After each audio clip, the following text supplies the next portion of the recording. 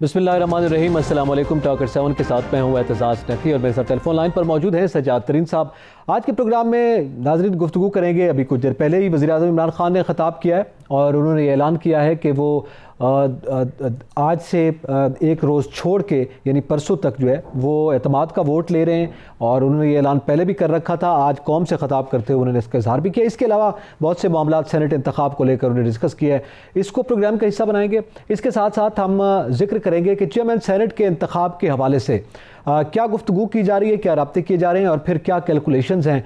और इस हवाले से चूँकि मुकाबला है, हुकूमती जो उम्मीदवार हैं सादिक संजरानी साहब, उन्हीं को इन्होंने रखा जो इस वक्त भी चेयरमैन सेनेट हैं, और इसके साथ साथ ज़ाहिर अपोजिशन की जानिब से यूसुफ रज़ा गिलानी साहब का नाम सामने आया है, तो इसका भी जिक्र करेंगे। और फिर आज बिलावल भुट्टो जरदारी और मरियम नवाज़ साहब ने भी गुफ्तगू की है, उसका भी जिक्र करेंगे। बल्कि वज़ीर आज़म ने भी कुछ राब्ते किए हैं अपने इत्तेहादियों से, उसका भी जिक्र करेंगे। सज्जाद तरीन साहब, सबसे पहले तो अभी आपने ख़िताब सुना वज़ीर आज़म इमरान खान का, उन्होंने ऐलान किया एतमाद का वोट लेने का। इससे पहले कि अपोजिशन तहरीक अदम एतमाद लाए, वो खुद एतमाद का वोट ले रहे हैं।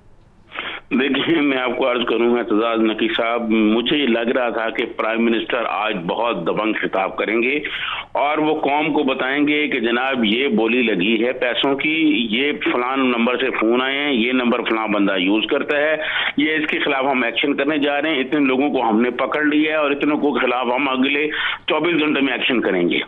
प्राइम मिनिस्टर ने ये तो कहा कि हमारी खवातीन को फोन आया और 2 करोड़ की बोली लगी। भाई, जो फोन आए हैं वो फोन किसी के तो होंगे ना।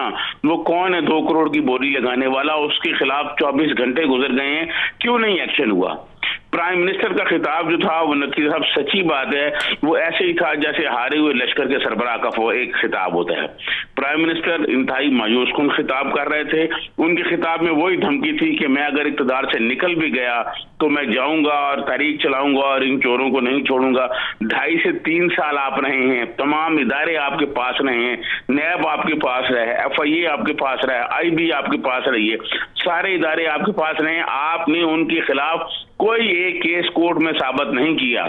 लोअर कोर्ट से, एहतसाब कोर्ट से जो नवाज शरीफ को सजाएं हुई, उनके बारे में जो उन्होंने अपील की और उस पर जो बातचीत हुई, वो एक मतलब बहुत तबाहकुन किस्म की सूरत हाल है। और ऐसे लग रहा था कि अगर नवाज शरीफ बाहर ना जाते तो अपील में उड़ा के रख देती उनके जो है सारे केस। फिर दूसरी बात, जितने लोगों की इन्होंने नैब के केस बनाए और वो जब आला अदालतों में गए तो वो आला अदालत ने किस तरह मतलब उन्होंने आगे रिमार्क्स दिए। आपको याद होगा चीफ जस्टिस आसिफ सईद खोसा साहब ने बतौर चीफ जस्टिस ये कहा था कि हम ये बतौर इदारा ये समझते हैं, मुल्क की सबसे बड़ी अदालत के सरबराह ने ये कहा था कि हम बतौर इदारा ये समझते हैं कि नैब को बतौर पॉलिटिकल इंजीनियरिंग के लिए इस्तेमाल किया जा रहा है। इसके अलावा प्राइम मिनिस्टर ने और क्या करना है? चोर चोर, डाकू डाकू कहने से तो काम नहीं बनेगा। बाबा, 3 साल में आपने किसी एक बंदे को सजा नहीं दी। आप मुल्क के प्राइम मिनिस्टर है, हेड ऑफ स्टेट है, सारे इदारे आपके पास हैं। आप ये कहते हैं कि 2 करोड़ की बोलियां लगी हैं और आपको अभी तक आपने एक्शन नहीं किया। कौन है बोलियां लगाने वाला? कौन है जमहूरियत को परगंदा करने वाला? अभी तक उनके गिरबानों में हाथ होना चाहिए था और वो कौम के सामने होते। जिन खवातीन को फोन किया उनके नंबर तो होंगे ना, वो नंबर किसी के नाम तो होगा, क्यों नहीं एक्शन किया? जिन लोगों ने पैसे लिए आपको मालूम है वो किन लोगों ने पैसे लिए हैं, आप उन 16-17 लोगों के खिलाफ क्यों नहीं एक्शन करते? ये सिर्फ बातें करते रहे प्राइम मिनिस्टर। अगर उन 17 लोगों के खिलाफ ये एक्शन करें तो कल ये एतमाद का वोट नहीं ले सकेंगे। अच्छा, इसी पर यही बड़ी अहम बात आप कर रहे हैं। आपके यकीनन इल्म में है कि इससे पहले वो 20 जो इनके कारकुनान थे और अराकीन थे उनके खिलाफ कार्रवाई की गई थी। यही मामला था, सेनेट इंतखाब के हवाले से भी ये बात सामने आई थी कि इधर से उधर कैसे हुए। तो अब आप क्या देखते हैं? अब भी कोई ऐसी कार्रवाई की तवक्को की जा रही है? आज खिताब में तो ऐसी सूरत हाल नहीं थी, लेकिन ये सवाल का जवाब मैं आपसे लेता हूँ। अभी हमें ज्वाइन किया है पाकिस्तान तहरीक इंसाफ के रहनुमा हैं जनाब लाल चंद साहब, हमारे साथ लाइन पर मौजूद हैं। बहुत शुक्रिया लाल चंद साहब वक्त देने का। आज यकीनी तौर पर गुज़िश्ता रोज़ की जो कार्रवाई हुई उसके आफ्टर शॉक्स जो है वो नज़र आ रहे हैं। वज़ीर आज़म ने कुछ देर पहले ही कौम से ख़िताब किया और एतमाद का वोट लेने का फ़ैसला किया है। क्या वजह है वज़ीर आज़म एतमाद का वोट लेने पर क्यों बज़िद हैं, जबकि उनकी अपनी इस वक्त हुकूमत है? वो तो सेनेटर जो कि बीके हैं जिनका जिक्र कर रहे थे उनके खिलाफ कार्रवाई करते। जी, बहुत शुक्रिया, आपने मुझे अपना मौक़िफ़ पेश करने की, मेरी पार्टी का मौक़िफ़ पेश करने की इजाज़त दी है। देखिए, ये जो कल इलेक्शन हुआ जिसमें जो रिजल्ट आए हैं जिसमें यूसुफ रज़ा गिलानी को ज्यादा वोट मिले हैं और वो जीत गए हैं, उसमें हमारी पार्टी का मौक़िफ़ था कि इन्होंने हॉर्स ट्रेडिंग की है, वोटों की खरीदारी की है, और जो वोट इन्होंने खरीद किए हैं उनको ये ज़मीर का वोट कहते हैं, और बेसिकली वो बेज़मीर लोग हैं जिन्होंने अपनी पार्टी, अपने लीडरशिप से धोखा किया। उसके बाद इलेक्शन के बाद मुसलसल पीडीएम के रहनुमाओं की तरफ से एक बयान जारी हो रहे थे कि पाकिस्तान तहरीक के इंसाफ के प्राइम मिनिस्टर इमरान खान साहब अपनी जो अक्सरियत है असेंबली में वो खो चुके हैं। तो इमरान खान साहब ने इन सारी नेगेटिव, गैर कानूनी, गैर इखलाकी प्रोपेगेंडा का मुकाबला करने के लिए ये फैसला किया कि पूरी कौम देखे कि उसके साथ कौन खड़ा है, कौन नहीं खड़ा है। और आज भी उन्होंने अपने खिताब में ये ही कहा है, उन्होंने अपनी जमायत के एमएनएज को भी कहा है कि अगर आप मेरे साथ नहीं खड़ा होने चाहते तो आप खुले आम चले जाएं, मैं आपकी इज्जत करूंगा, रेस्पेक्ट करूंगा, लेकिन उन्होंने कहा मैं ब्लैकमेल नहीं हूंगा। जो बात आपने की कि वो क्यों नहीं अपने एमएनएज जो बिके हैं उनके खिलाफ कोई एक्शन ले रहे हैं, तो डेफिनेटली आपने उनका आज जो मेरी नजर में जो सैलिड फीचर था, जो मेन पॉइंट यही थी, वो इलेक्शन कमीशन से मुखातिब हुए हैं जिसका काम था करप्शन को रोकना, हॉर्स ट्रेडिंग को रोकना और ये करप्ट प्रैक्टिसेस को रोकना, जिसको रोकने में प्राइम मिनिस्टर के नजरिए के तौर पे कि वो नाकाम गई है मुकम्मल तौर पे इलेक्शन कमीशन, और उसके इलेक्शन कमीशन को मौका मिला था। इलेक्शन कमीशन को सुप्रीम कोर्ट ने कहा था कि आप जो है इसको वोट्स को ट्रेसेबल कर दें। और आज अगर इस मुल्क का प्राइम मिनिस्टर, ये हालात है हमारे, एक प्राइम मिनिस्टर की एक इलेक्शन कमीशन आजाद इदारा है, उनको वो कह रहे हैं कि हमें आप ये वोट ट्रेस करके दें कि ये कौन लोग थे, लेकिन उन्होंने टाइम का उज़र देके सुप्रीम कोर्ट के फैसले को मनून जो है वो इम्प्लीमेंट नहीं किया, जिसकी वजह से ये सारे मसाइल मौजूद है। लालचंद साहब, हुकूमत आपकी है और आप शिकायत भी कर रहे हैं। शिकायतें तो इदारों के हवाले से हमेशा अपोजिशन किया करती है ना, ये शिकायत अगर इलेक्शन कमीशन से है आपको या दीगर इदारों के हवाले से है तो मेरे ख्याल में एक्शन लेना भी हुकूमत का काम है। जी, आपको कुछ चीजें, क्योंकि ये मुल्क जो है जो 1973 का जो आइन है उसके तहत चलता है। जी, यकीनन पाकिस्तान तहरीक इंसाफ और इमरान खान और उसकी जमायत इस मुल्क के कानून और आइन की मुकम्मल पासदारी करती है और उसका हल्फ उठाया हुआ है। इलेक्शन कमीशन एक आजाद, हमने जो ये हम सुप्रीम कोर्ट के पास गए, वो एक फोरम था, जुडिशरी का फोरम था, उसको अप्लाई किया, उन्होंने एक बेहतरीन फैसला दिया। जो इलेक्शन कमीशन एक आजाद इदारा था। देखिए, ये इलेक्शन कोई जो है को अपना आईबी या इस्लामाबाद पुलिस ने नहीं कराए हैं, ये इलेक्शन कमीशन ने कराए हैं, जो बहुत ही ज्यादा पावरफुल एक इदारा है और आजाद है और किसी के अंडर में नहीं है। लालचंद साहब, बाकी इलेक्शन क्या आईबी और पुलिस करवाती है? वो भी इलेक्शन कमीशन ही करवाता है। नहीं, मैं कह रहा हूं कि ये इलेक्शन कमीशन को आप डायरेक्शंस नहीं दे सकते, आप मुतालबा तो कर सकते हैं, ये काम इलेक्शन कमीशन का है। आइन में ये जिम्मेदारी इलेक्शन कमीशन की है कि वो आजाद शफाफ इलेक्शन कराए और बगैर किसी दबाव के वो इलेक्शन हो और उसमें करप्ट प्रैक्टिसेस ना हो, क्योंकि ये इलेक्शन कमीशन 1973 के कॉन्स्टिट्यूशन। ठीक है लालचंद साहब, बड़ी अच्छी बात की आपने, 1973 का हवाला दिया, तो क्या उसमें हुकूमत के हाथ बंधे हुए हैं? इलेक्शन कमीशन जाहिर है हर इदारे को आजाद होना चाहिए आइन और कानून के दायरे में, लेकिन कुछ फोरम्स, कुछ प्लेटफॉर्म्स होंगे ना जो आपकी शिकायत का अजाला करेंगे। क्या कोई आइन ने उस प्लेटफॉर्म का जिक्र नहीं किया गया? जाहिर है बहुत से इदारे हैं, कोर्ट इवन बजाते खुद आप हवाला दे रहे हैं, उसका जिक्र कर रहे हैं, तो मेरे ख्याल में उसके जाना चाहिए और वहां से कार्रवाई करवानी चाहिए। देखिए, कोई इदारा नहीं है आईन पाकिस्तान के तहत सवाए इलेक्शन कमीशन के, जिसकी जिम्मेवारी थी, इलेक्शन कमीशन की जिम्मेवारी थी। सुप्रीम कोर्ट ने कहा कि आप ये बैलेट की जो सीक्रेसी होती है ये हमेशा नहीं होती, ये फाइनल नहीं होती, आप लेटेस्ट टेक्नोलॉजी का इस्तेमाल करें। लेकिन इलेक्शन कमीशन ने जो अपना जवाब दिया वो ये दिया कि टाइम बहुत कम है और हमें इलेक्शन कराने, हम पुराने तरीके से ही इलेक्शन कराएंगे। और मैं ये इस इलेक्शन की ही बात नहीं कर रहा, मैं कह रहा हूं कि इलेक्शन कमीशन ने जितने भी इलेक्शंस करवाए हैं वो मुतनाज़ा बने हैं। वो उसमें ऐसा जैसे कि हम चाहते हैं कि नेक्स्ट जो इलेक्शन हो 2023 में वो इलेक्ट्रॉनिक मशीन्स इस्तेमाल हो, इलेक्ट्रॉनिक वोटिंग हो। तो ये इलेक्ट्रॉनिक मशीन्स हमारे साइंस एंड टेक्नोलॉजी की मिनिस्ट्री ने तैयारियां भी की हैं, लेकिन इसमें लीड इलेक्शन कमीशन को लेनी पड़ेगी क्योंकि वो आइन के तहत एक आजाद इंस्टीट्यूशन है और उनका काम है।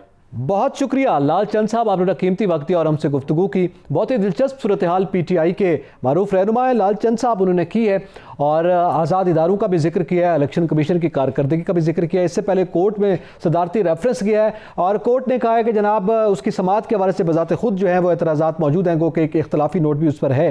तो ये मामलात भी हैं और एक जानिब हुकूमती वर्जन भी आपके सामने है, इस पर गुफ्तगू करेंगे। यहाँ पे वक्त है एक ब्रेक का, हमारे साथ रहिएगा।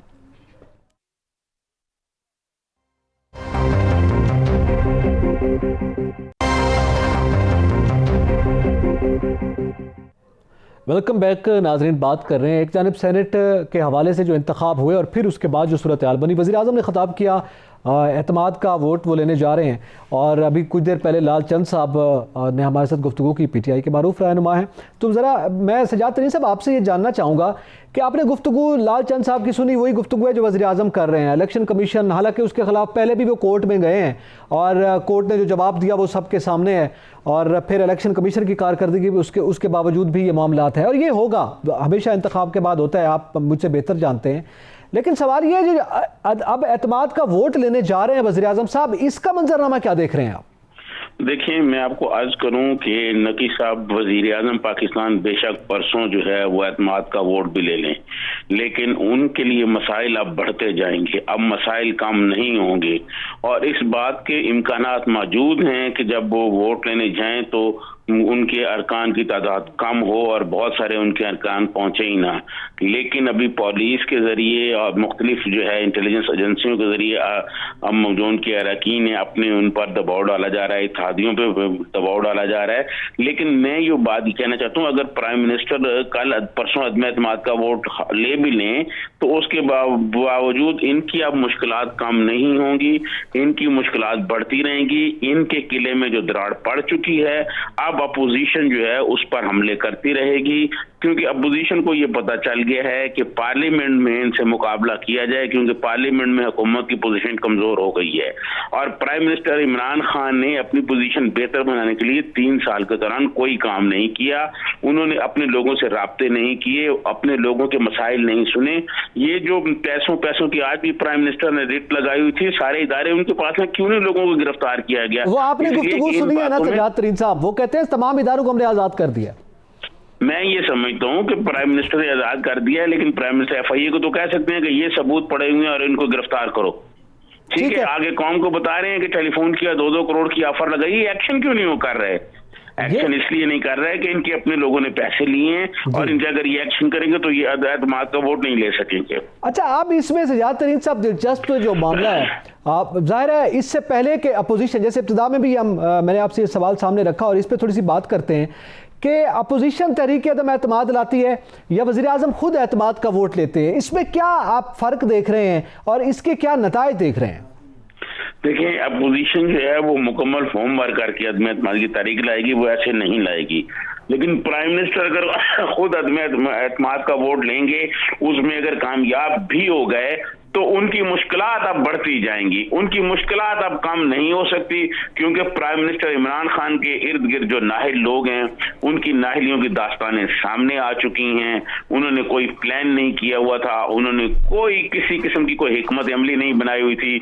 आज बिलावल भुट्टो जरदारी ने तो पंजाब का भी कह दिया और मेरे जाती इल्म में है कि आसफ अली जरदारी ने पंजाब के हवाले से अदम एतमाद लाने के लिए बड़ा होमवर्क कर रखा है। इसमें कुछ तहफ़्फ़ुज़ात हैं नून लीग और अपना मौलाना फजल रहमान साहब के, वो भी दूर किए जा रहे हैं, उस पर भी बात की जा रही है। अब अपोजिशन जो है इनको चारों तरफ से घेरने जा रही है। प्राइम मिनिस्टर का आज आपने लबो लहजा देखा, आज उन्होंने एक और धमकी लगाई कि इक़्तिदार में अगर मैं ना भी हुआ तो मैं इनको नहीं छोड़ूंगा और मैं इनके पीछे लगा रहूंगा। भाई आप 3 अच्छा, साल इस पे मजीद बात करते हैं। सजाद तरीन साहब ने ज्वाइन किया है, साबिक अटॉर्नी जनरल उश्तर औसाफ साहब, बहुत शुक्रिया जनाब आपका वक्त देने का। उश्तर औसाफ साहब, आपसे मैं जानना चाहूँगा कि अभी कुछ देर पहले PTI के भी कुछ लोगों से गुफ्तगू हुई। ज़ाहिर इलेक्शन कमीशन का काम था ये इंतखाबात करवाना, और उसके बाद जो उनके कंसर्न्स और तहफ़्फ़ुज़ात हैं वो इलेक्शन कमीशन के हवाले से हैं। कोर्ट का जो पहले फैसला आया, फिर उसके तहत इलेक्शन कमीशन ने जो इंतखाब करवाए, उसमें एक छोटा सा लकूना ज़रा क्लियर कर दीजिएगा। ये कहा जा रहा है कि इलेक्शन कमीशन को ये कहा गया था कि वो काबिल शनाख्त जो है वोट करेगा, ताकि उसके बाद उसके पास ये डाटा मौजूद हो किसने किसको वोट दिया। क्या इसका पाबंद था इलेक्शन कमीशन? जो भी कह रहा है वो गलत बयानी कर रहा है। ऐसी कोई चीजें गवर्नमेंट आपके सामने है, मेरे सामने है, इसमें एक लफ्ज नहीं है। इनफैक्ट जो सुप्रीम कोर्ट का ओपिनियन है वो शुरू इस बात से होता है कि इलेक्शन कॉन्स्टिट्यूशन एंड लॉ के तहत होंगे, यानी 226 के तहत होंगे। किसी ने वहां ये नहीं कहा था कि जी ओपन बैलेट होना चाहिए, ये होना चाहिए। सवाल ये था कि क्या ये सीक्रेट बैलेट के जरिए होंगे या नहीं, उसका जवाब सुप्रीम कोर्ट ने दे दिया। और ये सब बेपरकियां उड़ाई जा रही हैं कि सुप्रीम कोर्ट ने हुक्म दिया। तो मैं हैरान हूँ प्राइम मिनिस्टर की स्पीच सुन के, तो वो कैसी बातें कर रहे थे। इलेक्शन कमीशन ऑफ पाकिस्तान को उन्होंने चार्जशीट किया है। क्या उनको इल्म है कि he is now guilty of contempt of the Election Commission of Pakistan? He can lose his seat even as an MLA. बिल्कुल सही, ये बड़ी अहम जानिब इशारा किया आपने उश्तर औसाफ साहब। इसी के साथ ही मेरा सवाल है, और वो ये है कि ज़ाहिर है आगे एतमाद के वोट का भी ऐलान किया आपके सामने, वज़ीर आज़म को गुफ्तगू यकीनन आपने सुनी है। अब कैलकुलेशंस का जब हम जिक्र करते हैं तो थोड़ा सा आइनी तौर पर ये बता देगा, मामला लेजिस्लेशन पे आता है कि ज़ाहिर है सेनेट में अपोजिशन की अगर अक्सरियत है या हुकूमत की है तो फिर लेजिस्लेशन होगी तो किसका पलड़ा भारी होगा, हो सकेगी नहीं हो सकेगी। इस सूरत हाल में आप क्या देख रहे हैं? और फिर इससे पहले एक जॉइंट सेशन की बात भी आती रही है कि जॉइंट सेशन पर हुकूमत लेजिस्लेशन करवा सकती है, तो उसकी क्या पोजिशन है, क्या स्टेटस है? सबसे पहले तो हमें ये देखना है कि क्या वज़ीर आज़म आज खुद एतमाद का वोट ले सकते हैं। उसका जवाब नफी में है। सिर्फ दो जगहों पे है कॉन्फिडेंस की बात, एक नो कॉन्फिडेंस की और एक है वोट ऑफ कॉन्फिडेंस। और वो आप देखेंगे 91-7 में जब लिखा ये हुआ है कि वज़ीर आज़म सदर की सवाबदी पे at his pleasure hold office करेगा, और अगर सदर ये समझते हैं कि वज़ीर आज़म has lost the confidence of the house, तो फिर उसको वो कहेंगे जाओ जाके रिक्वायर करेंगे, जाओ जाके कॉन्फिडेंस का वोट करो। अगर ऐसी सिचुएशन हो तो वो तो फिर अफर्मेटिव हो गया ना कि सदर मुमलिकत ने अपना माइंड अप्लाई करके कह दिया जाओ जाकर और vote of confidence low. Okay. और दूसरा हो गया नो कॉन्फिडेंस। इस पे दोनों में फर्क है। जब नो कॉन्फिडेंस का मोशन मूव हो जाए तो असेंबली डिसॉल्व नहीं हो सकती। और ये भी आप याद रखिए कि कॉन्फिडेंस का वोट लेने के बाद नो कॉन्फिडेंस फिर भी मूव हो सकती है। देयर इज नो उसके ऊपर कोई कतरा नहीं। अच्छा, जहां तक रिफॉर्म्स की बात है, इलेक्टोरल रोल के ऊपर, इलेक्टोरल लॉज के ऊपर, सब पे ये एक कंटिन्यूअस प्रोसेस है, होना चाहिए। और क्या ही अच्छा हो जब इसके ऊपर सब बैठ के कंसेंसस के साथ इस कानून को देखें और इसके साथ बाकी लॉज को भी रिफॉर्म करने की बात करें। अच्छा उश्तर साहब, एक आखिरी सवाल जाते जाते आपसे, टाइम भी हमारे पास शॉर्ट है, मैं आपसे जानना चाहूँगा कि इसका मतलब है ये जो वोट ऑफ कॉन्फिडेंस की बात खुद वज़ीर आज़म कर रहे हैं, आप समझते हैं कि वो नहीं कर सकते, प्रेसिडेंट को इस पर कोई अहकाम जारी करना होंगे? जी बिल्कुल, एब्सोल्युटली कोई प्रोविजन नहीं है कि वोट ऑफ कॉन्फिडेंस वज़ीर आज़म खुद से वोट ऑफ कॉन्फिडेंस देना। तो फिर ये ऐलान ही क्या गैर कानूनी समझा जाएगा जो आज खिताब में किया वज़ीर आज़म? ये गैर आईनी अमल होगा। ओके। बाकी गैर आईनी जो में ये भी शामिल होगा। बहुत शुक्रिया उश्तर औसाफ साहब ने अपना कीमती वक्त दिया और हमसे गुफ्तगू की। सजाद तरीन साहब, ये आईनी तौर पर तो सूरत हाल ही मुख्तलिफ हो गई। उश्तर औसाफ साहब ज़ाहिर है आप जानते हैं साबिक अटॉर्नी जनरल है, वो बेहतर समझते हैं आईन कानून को। वो कह रहे हैं ये तो मुतालबा खुद वोट ऑफ कॉन्फिडेंस का वज़ीर का कहना गैर आईनी है, ये तो प्रेसिडेंट कहेगा। देखिए मैं आपको अर्ज करूं कि हुकूमत को जो शिकस्त हुई है कौमी असम्बली में, उस शिकस्त पर पर्दा डालने के लिए एक नाकामी के बाद नाकामियों पे नाकामियां इनके गले पड़ रही हैं। इनको कोई समझ नहीं आ रही, इनके पास कोई आईनी और कानूनी अमूर के माहिर लोग नहीं है। मुझे नहीं मालूम कि इनके पास डॉक्टर बाबा रमान जैसी शख्सियत मौजूद है जो आइन और कानून को बहुत अच्छी तरह जानते हैं, ये उनसे मशवरा क्यों नहीं कर रहे। ये जो लोग इनको मशवरे दे रहे हैं और जो इनको कह रहे हैं, मेरे ख्याल में वो इनकी मुश्किलात बहुत बढ़ा रहे हैं। प्राइम मिनिस्टर इमरान खान की मुश्किलात आने वाले दिनों में आप देखेंगे अब बढ़ेंगी, वो कम नहीं होंगी, क्योंकि उनकी मुश्किलात का आगाज हो चुका है जिस दिन हफीज शेख जो है वो हारे हैं। अच्छा सजाद तरीन साहब, वक्त चुके 1-1.5 मिनट रह गए हैं। ये चेयरमैन सेनेट के इंतखाब के हवाले से कैलकुलेशन हमारे सामने है। जो हुकूमती इत्तेहाद है उनके पास 48 सीटें हैं सेनेट में इस वक्त मजबूरी तौर पर, और अपोजिशन के पास 52 है कुल मिला के जीत के। तो इस वक्त ज़ाहिर है अपोजिशन इत्तेहाद जो है उसकी सूरत हाल बेहतर है, अक्सरियत में है। तो चेयरमैन सेनेट के इंतखाब के हवाले से आप क्या देख रहे हैं, एक कमेंट कीजिएगा। देखिए, मैं आपको ये बताऊं कि सादक संजरानी साहब जब चेयरमैन सेनेट बने थे तो उनके पीछे आसफ अली जरदारी साहब थे, और आसफ अली जरदारी साहब ने उनको चेयरमैन सेनेट बनाया था। और इस वक्त आसफ अली जरदारी उनके साथ नहीं है। आपको पता होगा, मालूम होगा कि सादक संजरानी साहब ने यूसुफ रजा गिलानी से भी राब्ता किया है, लेकिन अब मैं समझता हूँ कि इस मर्तबा सादक संजरानी साहब को चेयरमैन सेनेट नहीं बन सकते। हुकूमत ने सादक संजरानी साहब को इसीलिए बनाया है क्योंकि हुकूमत को ये पता है कि हमने हार जाना है। अगर हुकूमत को जीत को 1% भी चांस होता तो वो कोई और नाम देते। बहुत शुक्रिया सजाद तरीन साहब, आप हमसे गुफ्तगू कर रहे थे। और जाहिर है इस वक्त प्रोग्राम का वक्त जो है वो ख़त्म पजीर हुआ है, वरना इस पे आइंदा दिनों में जाहिर है डिस्कशन रहेगी। नाज़रीन, एतजाज़ नकी और सजाद तरीन को इजाज़त दीजिए। अल्लाह हाफ़िज़।